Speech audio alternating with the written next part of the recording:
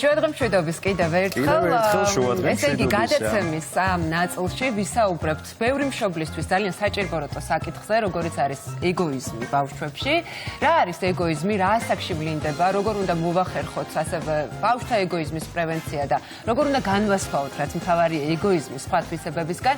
ევროპული აკრედიტაციის მფლობელი გეშტალტ ფსიქოთერაპევტი მანანა წვერავა გაგვიზიარებს და ისაუბრებს ჩვენთან ერთად ამ თემაზე, რომელსაც მივესალმები პირველ რიგში. მადლობა რომ დღეს ხართ ჩვენთან ერთად, მით უმეტეს ბავშვების აღზრდის პროცესში ხშირად მშობლები უამრავი თავსატეხის წინაშე აღმოჩნდებით ხოლმე, ბუნებრივია ბევრი შეკითხვა გროვდება და ერთ-ერთი სწორედ ეგოიზმს უკავშირდება, ხო?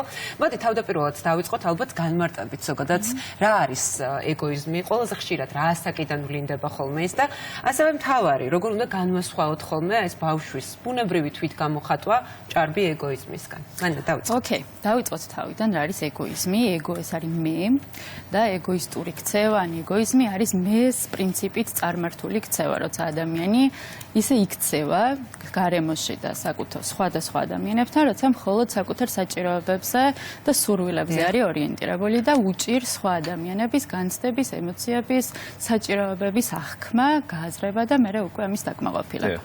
ზოგადად ეგოიზმი და ეგოცენტრულობა ჩვენ თანდაყოლილი ნაწილი არის, ასე ვიბადებით, მაგალითად შვილობის ასაკში, როდესაც ბავშვი, როგორ გითხრათ, ეგოიზმი არის თვითგადარჩენის მექანიზმი.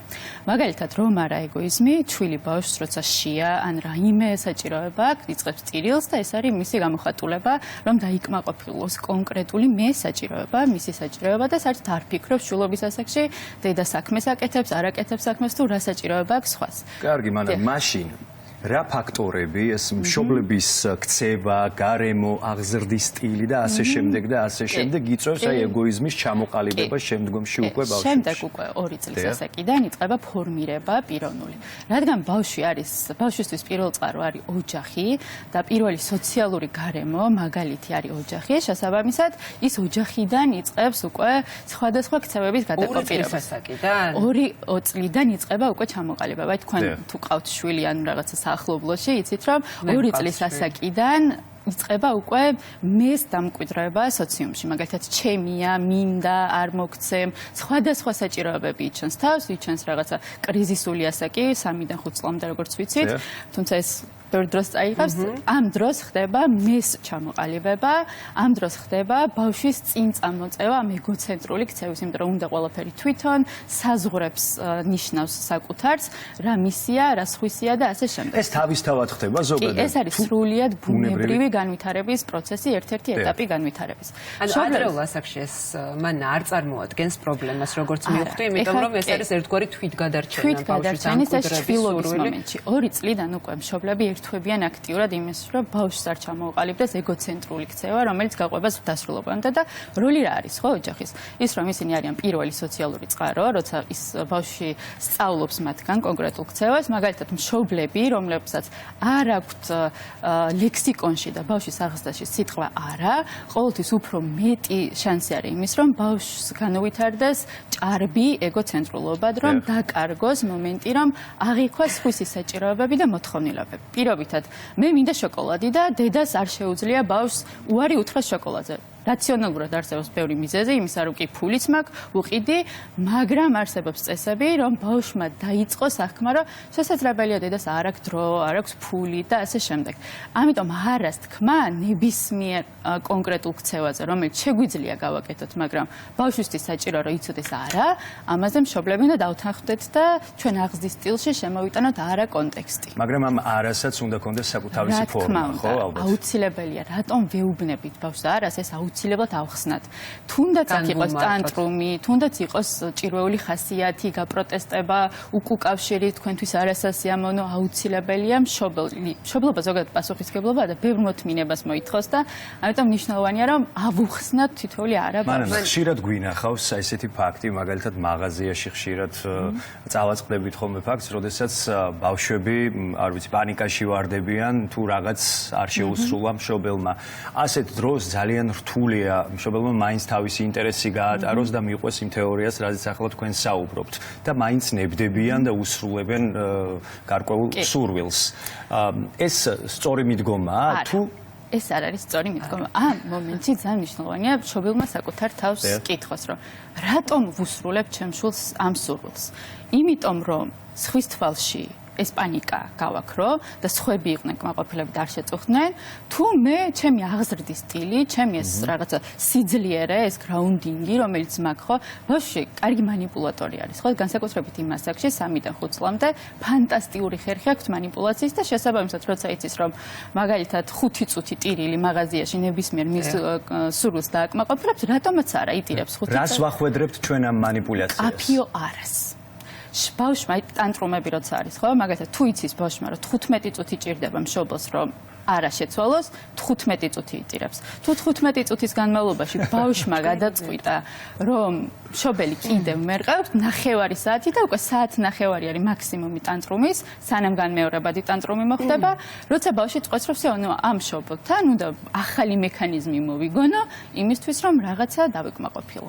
მაგრამ რეალურად, როდესაც მშობელს აქვს ჰარმონიული ურთიერთობა შულთან და ჰარმონიულ ურთიერთობაში გულისხმობ, რომ 2 წლიდან, როდესაც მშობელს აქვს ის კულტურა, აღზრდის კულტურა, რომ შულმა იცის არა, საუბრით, შულმა იცის კი, შულმა იცის ჩემი ემოციების ამოცნობა, მე ვიცი მისი ემოციების ამოცნობა და ამაზე ვსაუბრობთ, ეს აღარც ტანტრუმი დაჭირდება ბავშვს და აღარც ნებისმიერი სახის манипуლაცია. ბუნებრივად ლაგდება შეცვლა. ბუნებრივად ლაგდება, ან თუ არ ლაგდება, ბერკეტი გაქვთ იმისთვის, რომ ამოიცნოთ მას რეალურად რა ჭირდება.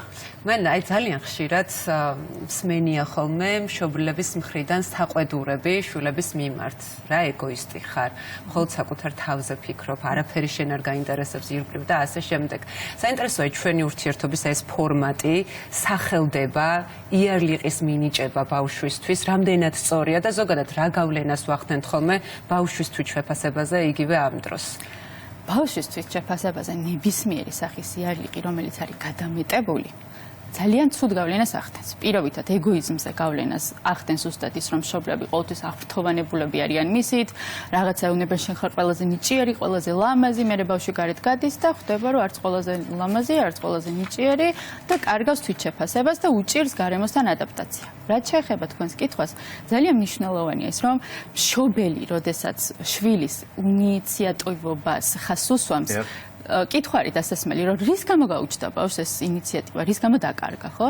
მაგალითად, უკვე გარდატეხა ასაკში 2-დან 3 წლამდე, როცა მშობელს ჰიპერმზრუნველია და უშლის შვილს აღმოაჩინოს ახალი რაღაცა ინტერესები დაიკმაყოფილოს, ხო? მაგალითად, თვითონ ჭამოს თავისი, დაისვაროს, ტალახში ითამაშოს, გამოიღოს რაღაცა ქვაბები, ძირითადად სამზარეულოს ინვენტარია ინტერესებთ ხოლმე, ხო, ბავშვებს? გამოიღოს, დაათვალიეროს, ამას უზღუდავს, ხო? ბავშვის ინიციატივა ნელ-ნელა ქრება, იმიტომ რომ აღარ აქვს мотиваცია, იმიტომ რომ იცის, რომ წინ დახვდება, თუნდაც შენიშვნა, თუნდაც დაშლა ამ ყველაფრის და შესაბამისად ინიციატივა. ახსენეთ ახლა ჰიპერმზრუნველობა და აუცილებლად მინდა ამ თემაზე ჩაგეკითხოთ, იმიტომ რომ იგივე განქორწინებული წყვილების შემთხვევაში, მაშინ, როდესაც მთავარი მოქმედი გმირი ხდება ხოლმე ბავშვი, ჩვენ ვიცით, რომ მშობლების მხრიდან ზუსტად აი ამ მომენტში ჰიპერმზრუნველობას აქვს ხოლმე ადგილი და იგივე აი ამ კაპრიზების რეგულაცია თითქოს ვეღარ ხერხდება და არც ისეთი დიდი ყურადღება ექცევა ხოლმე. ყველაზე გავრცელებული შეცდომები და როგორც წესი ამ манипуляციის მსხვერპლები ხდებიან თავად მშობლები. საბოლოო ჯამში ბავშვი ხდება ალბათ ამ ყველაფრის მსხვერპლი, ხო? გაჩნია როგორც შევხედავთ აი ამ ხო, ამ ხარეს, იმიტომ რომ რეალურად მშობლები ქმნიან მსგავს სიტუაციას, რომ დედას მაგალითად უნდა რომ აიღოს პასუხისგებლობა, რომ შეასრულოს მამის როლი, მამას უნდა რომ აიღოს პასუხისგებლობა და შეასრულოს დედის როლი და ეს სამყაროს წარმოუდგენელი ამის მიღწევა, ხო? დედა, მამა და შესაბამისად როლები ვერ არირევა. რაც შეეხება ბავშვს კარგი манипуლაციის სივრცე ექმნება, ანუ რეალურად განქორწინება რა არის, ხო? 2 წყვილი, 2 თავისუფალი ინდივიდი, ენერგია შორდება ერთმანეთს, იმიტომ რომ გადაწყვიტეს, რომ ერთად ვეღარ ცხოვრობენ. ასე უხსნით შულსაც, ხო? ჩვენ შევხვდით, მაგრამ რჩებით მეგობრებად უფრო სწორად და ჩვენ ისევ შენი მშობლები ვართ და შეთანხმებული აღზრდის სტილი პირობითად, ხო? მშობლებს შორის მნიშვნელოვანი შეიძლება პარტნიორებს შორის, ყოფილ პარტნიორებს შორის იყოს კონფლიქტი, მაგრამ ეს ცივილურად უნდა მოგვარდეს, რომ ბავშვზე არ გადავიდეს და აღზრდის სტილში შეთანხმდნენ, სხვა დანარჩენში თუ ვერ თანხმდებიან. კი ბატონო, ჩვენ გვექნება ხოლმე რომ ეს დანაკლისი და დანაკარგები რაღაც ეს არის ზუსტად ჰიპერმზრუნველობა და ხშირად მშობლებს ეშლებათ ხოლმე ან მატერიალურით უკომპენსირებენ ამას, ან ჰიპერმზრუნველობით და რეალურად ჰიპერმზრუნველობა ბავშვის, როგორ გითხრათ, განვითარების შეზღუდვა არის. იმიტომ რომ საშუალებას აღარ ვაძლევთ შვილს, რომ თვითონ სცადოს, თვითონ გააკეთოს, თვითონ მოერიოს. თქვენი შვილის მოსაგვარებელ სტრესებს და პრობლემებს ვერ აღმოფხვრით, იმიტომ რომ ის სხვა ადამიანია. კი ბატონო, შვილის სწორად ჩამოყალიბება, ხო? და აღზრდა. ძალიან გავრცელებულია მანნა ასევე ბავშვის ეგოიზმის გამოვლინებას ხშირად ვაწყდებით ხოლმე მაშინ, როდესაც ოჯახში მეორე ბავშვი იბადება, და თუ ამბობდა არჩვაძე, რომ მიხარია, როდესაც ბავშვები ერთ სივრცეში არიან, უყვართ მათ ერთმანეთი ძალიან, მაგრამ ვიცით, რომ ეს პირველ ადრეულ ასაკში გარკვეულ პრობლემებს ქმნის ხოლმე. საინტერესო, აი ამ დროს რა უნდა გავითვალისწინოთ, მაშინ, როდესაც მეორე შვილი იბადება ოჯახში. რეალურად ამ ეჭვიანობის მომენტ ჩვენ ვერ ავწდებით, ეს ბუნებრივი მდგომარეობა არის, როცა მეორე, ან მესამე, ან მეოთხე შვილი ჩდება უკვე. სულ აქვს იმის შიში, რომ შეიძლება ეს სიყვარული და მზრუნველობა დააკლდეთ და საზიარო გახდეს. ის ტახტი დაკარგონ, რომელზეც ხედა. განსაკუთრებით მაშინ, როდესაც დედის ერთა ბავშვობის შემთხვევაში ხდება ხოლმე, იმიტომ რომ ეს არის ცენტრი ოჯახის და მის გარშემო ბრუნავს ყველაფერი და უცბად არსაიდან ჩდება ბავშვი, რომელსაც ჭირდება ჰიპერმზრუნველობა, ჯანსაღი ჰიპერმზრუნველობა, მოვლა, გამოსვლა, ჭამა, გამისცენება და ასე შემდეგ. დედები და აღზრდაში ჩართული პირები ძირითადად უენერგიოები არიან და მას აქ ეს აღქმა ბავშვს, რომ ანუ ვიღაცამ ჩანაცვლა. შესაბამისად ეს აღქმა რეალურია. რომ დავფიქრდეთ. რეალური არის. იმიტომ რომ პატარას გაცილებით უფრო მეტი ყურადღება სჭირდება. მაგრამ მნიშვნელოვანია ბალანსი, რომ ჩვენ მართლა ხوار ვანაცვლებთ შვილს. უბრალოდ შვილთან ვიწყებთ საუბარს, რისთვის ვანხორციელებ ამ ქცევას.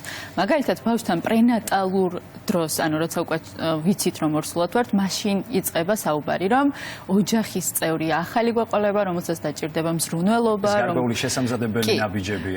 იმიტომ რომ ეჭვიანობას და ეგოცენტრულობას ყოველთვის მზრუნველობითი დამოკიდებულების გაღვივება, ემპათია აქრობს და ემპათია სოს ჯანსაღ ჩარჩოში. რასაც გულისხმობ, რომ როდესაც ჯერ არ დაბადებულ ბავშვზე ვესაუბრებით, აი ვრთავთ ნივთების ყიდვაში, რომ აი როგორი ფერის საწოლი შევურჩიოთ, როგორი ფერის ტანის ამოსი, შენ როგორ წარმოგენია, როგორი იქნება და აი ამ ყველაფერში ვასწავლეთ მასზე ზრუნვას. გარკვეულ სადავეებს ვაძლევთ ამ პროცესს. ეს ჩვენთვისაც დამხმარი არის, იმიტომ რომ ჩვენც გვინვითარდება, ხო, წარმოსახვის უნარი და ეს მოლოდინი, რომელიც შემდეგ ორსულობის შემდეგ დეპრესიაში, ნუ რა მნიშვნელობა აქვს, ცვლილებას ჩვენც ვეგუებით ბავშვთან ერთად. შესაბამისად ეს ორმხრივი არის და ეს მზრუნველობითი დამოკიდებულება არის ზუსტად, რომელიც და-ძმის შორის ძალიან აღმოფხვრავს ხოლმე და პრევენციას უწევს ამ ეჭვიანობის მომენტის. თუმცა ეჭვიანობა აუცილებლად იქნება, მაგრამ არა იმ ინტენსივობით, როგორ ინტენსივობითაც შეიძლება ყოფილიყო. ჩვენ საუბრობთ ეგოიზმზე, რომელიც ცხადია ცხოვრების გარკვეულ ეტაპებზე ადამიანს აუცილებლად ხელს შეუშლის, შემდეგ უკვე მის საკუთარი თავის განვითარებაში და ასე შემდეგ და ასე შემდეგ. მაგრამ რა უნდა გააკეთონ მშობლებმა, რომ ბავშვი გაიზარდოს პასუხისმგებლიანი, ასევე ემპათიური, მაგრამ არა, მოდი ასე ვთქვათ, თავგანწირული. ეგოიზმის მეორე პოლარობა არის ალტრუიზმი, ეს ყველამ კარგად ვიცით, როდესაც უანგაროდ, უპირობოდ გავცემ ყველა ემოციას და რეალურად ხშირად, როცა ბავშვი თავის ეგოცენტრულობით ძალიან დიდ დარტყმას, ემოციურ სტრესს იღებს, გადადის მეორე პოლარობაში ალტრუიზმში. ამიტომ მშობლებმა რაც შეიძლება გააკეთონ არის ის, რომ აუხსნან თვითვეული მომენტი, თვითვეული არა, თვითვეული დიახ, ესაუბრონ ბევრი ემოციებზე, იდენტიფიკაცია მოახდინონ ყველა რაღაცა პრობლემის, ყველა ემოციის და რაც მთავარია, საკუთარი მაგალითი არის ძალიან მნიშვნელოვანი. იმიტომ რომ მშობლის ქცევით სწავლობს შვილი კონტაქტ სამყაროსთან. შესაბამისად, ჩემი შვილი როცა მიყურებს, რომ მაგალითად ცუდადაც ვარ და ოკეია, მაგალითად ვიღაცას ბრაზობ და ესეც ოკეია და აი ამ ყველაფერს უყურებს, როგორ ვუმკლავდები მე ამ ყველაფერს, ხო? თვითონაც სწავლობს და ხვდება, რომ ანუ ნეგატიური ემოციები, აპოკალიფსი არ არის, ნეგატიური ემოციები ჩვენი განუყოფელი ნაწილია და შესაბამისად, თუნდაც ეგოცენტრული იყოს, თუნდაც არ აზიარებდეს სათამაშოს, ხო? ანუ ეს ოკეია, იმიტომ რომ ეს სათამაშო მისი არის, მაგრამ ჩვენ ვასწავლით, რომ მაგალითად შემიძლია მე ვათხოვო ჩვენს მეგობარს რაღაცა კონკრეტული ჩემი ნივთი.